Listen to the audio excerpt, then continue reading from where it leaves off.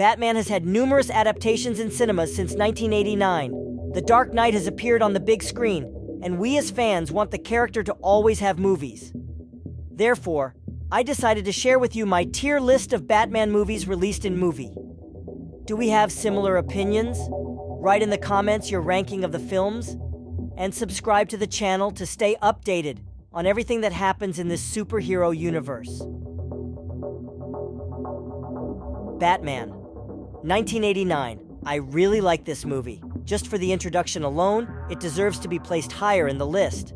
It starts with Danny Elfman's fantastic soundtrack while presenting the Batman logo, followed by a glimpse of Tim Burton's Gotham.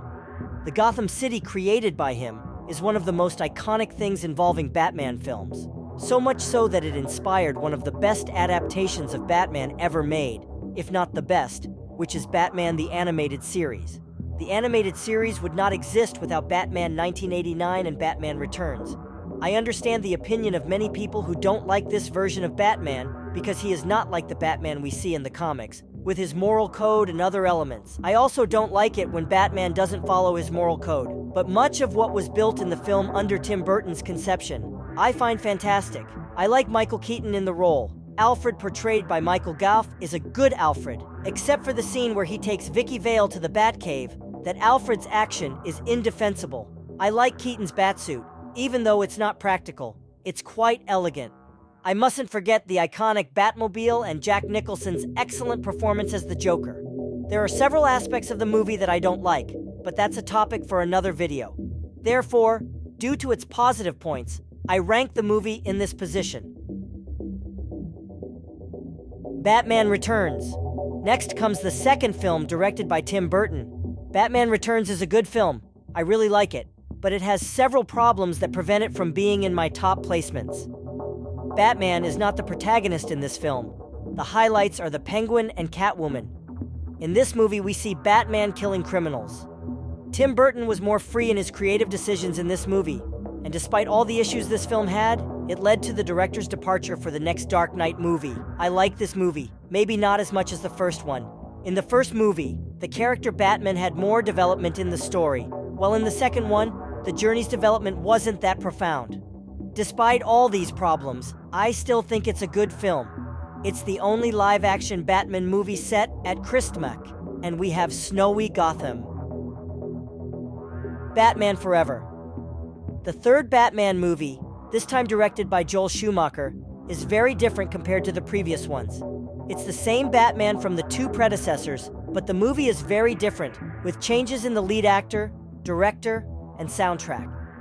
This movie is more geared towards a younger audience. With all that, it's hard to believe that this film and the next one, Batman and Robin, are part of the same universe as Michael Keaton's Batman. Most people consider them different universes, and even in the comics, they continue what would have been the third and fourth Tim Burton Batman films with Michael Keaton. This movie has many problems, but still, due to the nostalgia I feel watching it, I like it, but it falls into the B category. Batman and Robin. This movie has no defense. It's bad in every aspect. You finish the movie not understanding its purpose. The only good thing about this film is Bruce's relationship with Alfred, where Bruce, seemingly hopeless, tells Alfred, who is sick, that he wouldn't be able to save him. That's a good dialogue moment. This movie ranks the lowest. It can't move up in the list. Batman Begins. This was the period when superhero movies started exploring more realistic plots. The first film, directed by Christopher Nolan and starring Christian Bale as The Dark Knight, is a milestone for Batman films, after an 8-year gap following the failure of Batman and Robin. This film is very good, adapting much of what was in the Batman Year One comic. Bruce Wayne's journey to becoming Batman is well developed. And finally, James Gordon is developed as in the comics. It's a very good film, but I think the editing of the film is not well done, which, for me, detracts a bit from the immersion. I like it a lot, but there are better ones, so it falls into the A category. Batman, The Dark Knight. This is the best live-action Batman film so far, and in my opinion, it's the best live-action superhero film. Here, the whole team elevated everything from Batman Begins to a higher level. It's sensational. The entire plot is very well told and tied together. If you haven't seen this movie yet, I strongly recommend it. It's definitely worth it.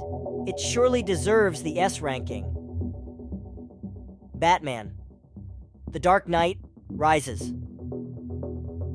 The final movie in Nolan's trilogy is the weakest, with acting issues and the adaptation of Nightfall and No Man's Land not reaching the grandeur. Moreover, coming right after The Dark Knight, the bar was set very high. However, I still like this movie, so it falls into the B rank.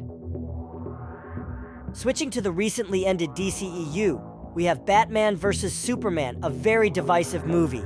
Many hate it, many love it, but most agree that this film has one of the best Batman action scenes in cinemas, which is the warehouse scene where Batman saves Martha Kent.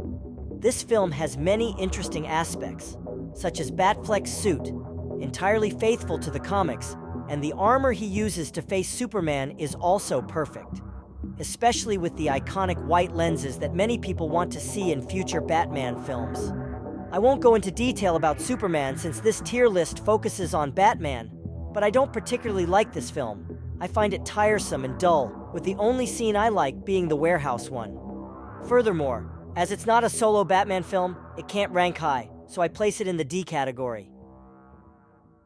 Justice League 2017. This film is bad, there's not much to say. Even Batman's portrayal in this movie is lacking. They made a joke-cracking Batman without depth, so it ranks last. Lego Batman: The movie. This is very good. If you haven't seen it yet for some reason, watch it. It's really worth it. Besides referencing Batman's entire history, the protagonist has good character development, starting the film convinced that he doesn't need anyone by his side, but ending up forming the Bat family. It's an excellent film, highly recommended. It might be controversial, but I rank it A due to personal preference. Justice League Snyder Cut. In my opinion, this was Ben Affleck's Batman Redemption. Here we see a Bruce Wayne who has evolved since Batman vs. Superman, becoming less cruel and more hopeful, influenced by Superman. He has great moments in this movie and I really like it. However, like BVS, as it's not a solo Batman film, I place it in rank C at best. The Batman. Here the level has risen again. Directed by Matt Reeves and starring Robert Pattinson, this movie brings a Batman very faithful to the comics, working on the development of a Batman who starts seeking revenge and ends up wanting to be a symbol of hope for Gotham's population. The film is excellent, with a great soundtrack by Michael Giacchino, great villains, a sensational Penguin portrayed by Colin Farrell, and I quite like this version of the Riddler, a risky adaptation that paid off. It's a great movie, but in my opinion, it's just slightly behind The Dark Knight. If the second movie is better than the first, we will have the best Batman movie in cinemas. I love this film, but I think it falls just below The Dark Knight. As a live-action film, it's my second favorite, but considering the two included animated films here, it's undeniable that Batman: Mask of the Phantasm is the best Batman movie. It's perfect in every aspect, bringing scenes from Batman, the animated series Year One, with an incredible soundtrack by Shirley Walker. Mark Hamill's Joker and Kevin Conroy's Batman performances are flawless. It's an excellent Batman animation, undoubtedly the best, so it ranks first in the S category. Not listed here is the Flash movie, but mentioning it, despite having 3 Batmans appearing, it didn't save the film. It has many problems. Michael Keaton's action scenes are good, but the film has so many issues that having multiple Batmans doesn't add much. Additionally, it's not a Batman movie, but a Flash one. If it were included, I'd only place it above Batman and Robin. Batman has had many good movies. It was tough to make this choice. Now, I want to know yours. What would your tier list look like for Batman movies? Write in the comments. If you liked the video, leave a like, subscribe to the channel, and enable notifications. Thank you very much for being here on the channel. See you in the next video.